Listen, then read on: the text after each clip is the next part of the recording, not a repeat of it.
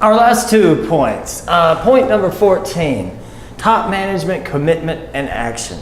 It's easy for a manager to read over this list and kind of agree to some of it and, oh well, we'll try that for a little while. Oh well, our priorities have changed, you know, and there is no permanent commitment and there is a lot of flip-flopping. Deming is saying, go for it. Have some faith. Leap into the white room and try to get everybody in there. It takes time, but have permanent commitment to the new philosophy, constancy of purpose. No flip-flopping. If we decide to go there, be committed to it. If you're trying to be a leader and you have mixed messages, values change from day to day, the followers will be lost. As Maxwell says, a person who thinks they're a leader and has no followers is just out taking a walk.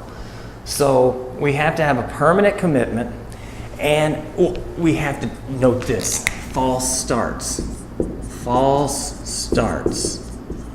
Be careful of false starts. It might be best, since there is no instant pudding, to spend some time, even months, before you even announce this to anybody, and think about it.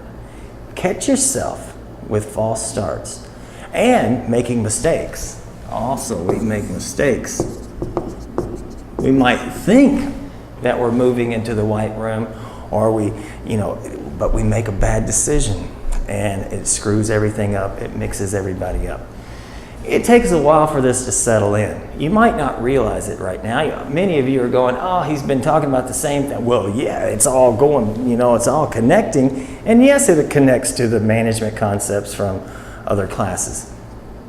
And it's common sense in all of this.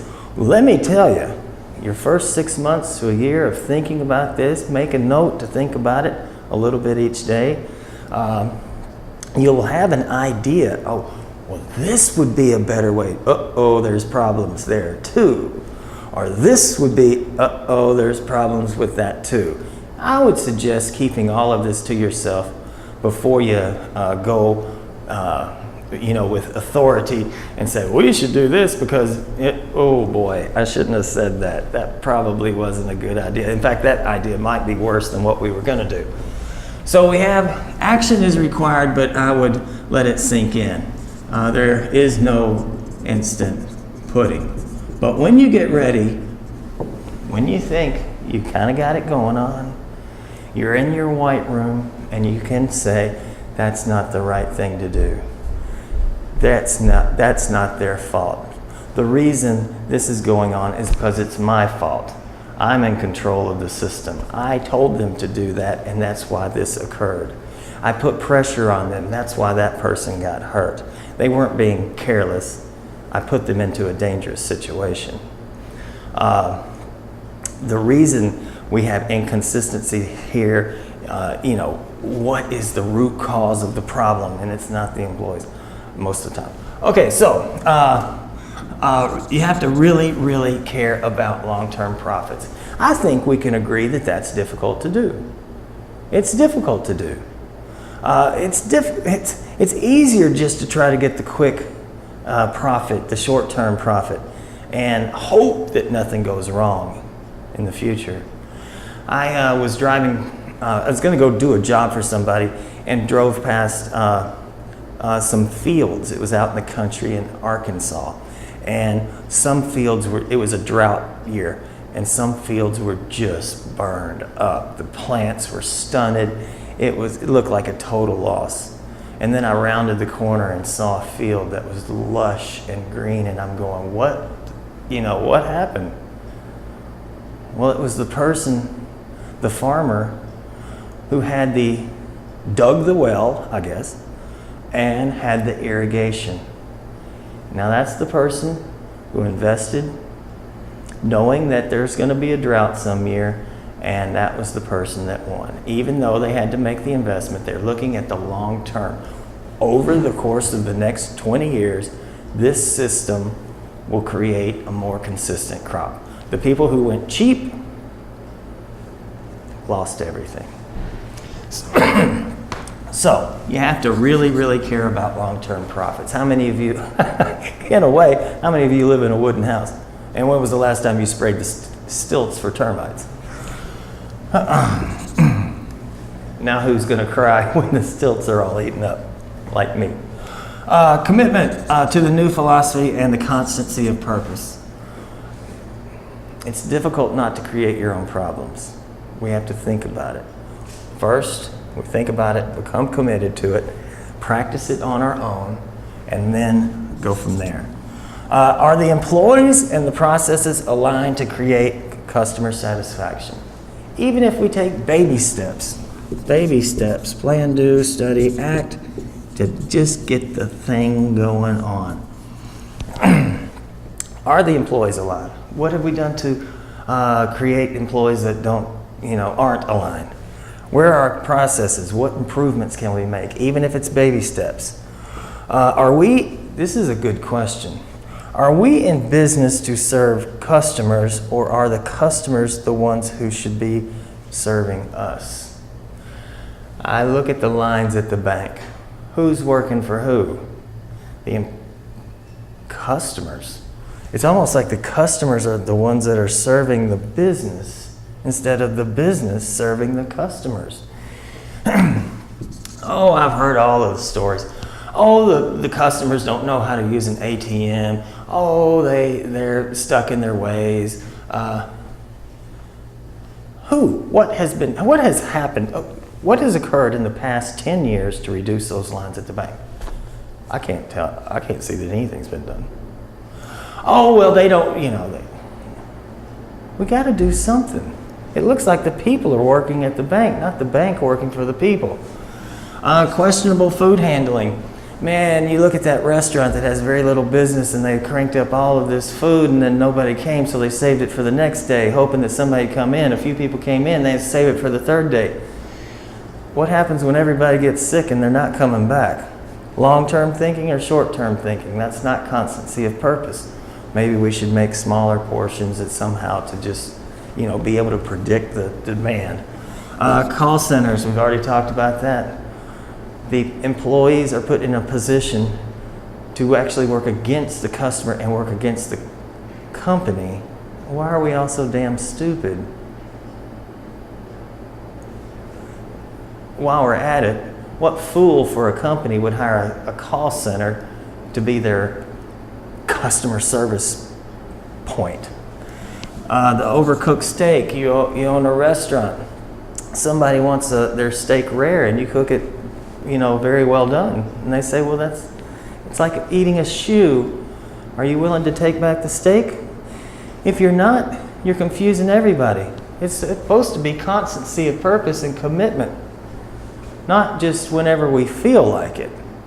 No, we can't take back that steak. We'll take a loss. Yeah, well, you've just lost the customer who's going to go tell 27 other customers about their experience. Top-down pressures that create unethical behavior. They're common out there. The delivery people that have to get the route done at a certain time, or they get penalized somehow. You're actually creating dangerous driving and unethical behavior. And I bet their customers, your customers, don't appreciate that. So, there will be false starts, but let's try to minimize that and slow us down a little bit. We'll take 6 months to a year to really think about this. Go read all the articles that you can.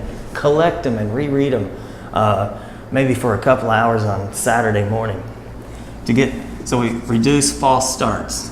That's where we think we know what we're doing, and we don't. We will make mistakes, so practice them in your head before you put it out in front of everybody. That would amount to management on a whim. Okay, so stop creating our own problems and decide to create joy for all. What I read, and I don't know if it's true, but it makes perfect sense. A lot of these points overlap almost to the point that he's repeating himself or making his point very strong. The story goes that Deming, in his final days, months, was approached by a reporter who said something like, it's like that lost song from Robert Johnson or something, the blues guy. Are you sure there was only 14 points? And Deming supposedly said, I think there might be one. Number 15, enjoy yourself. Imagine, look at all the frustration in that crazy room that we have. Oops, sorry. We have this crazy black room, and it's full of confusion and frustration. Unhappy customers, unhappy employees. Nobody's happy. But if you move over to the white room, stop being stupid, focus on the long term, go out there and do the right thing, get people on board, have satisfied customers, solve problems, get the organization to solve their own problems, be a leader, create more value for the customers, less stress on everybody, then you'll be able to sleep at night and enjoy yourself. Don't make the mistake, although it is related, that enjoy yourself, a lot of people translate that quickly into find something you love to do and you'll never work a day in your life again. Well, it's easier to like the white room than it is that's for sure. I can see how they would see it that way, but what we're really talking about is enjoy being good at something. Nothing like a day where everything goes well, the customers are happy, the revenue is there, the profits are there, the quality is there, there's pride there, there's no fear, there's no crazy targets. We enjoy ourselves, and after the day we can go to sleep and not wake up at 2 o'clock with a panic attack. Everybody's comfortable, everybody's fearless, everybody's working toward a mission, and that mission contains the constancy of purpose. It applies to businesses, services, schools, everything. Enjoy being good at something.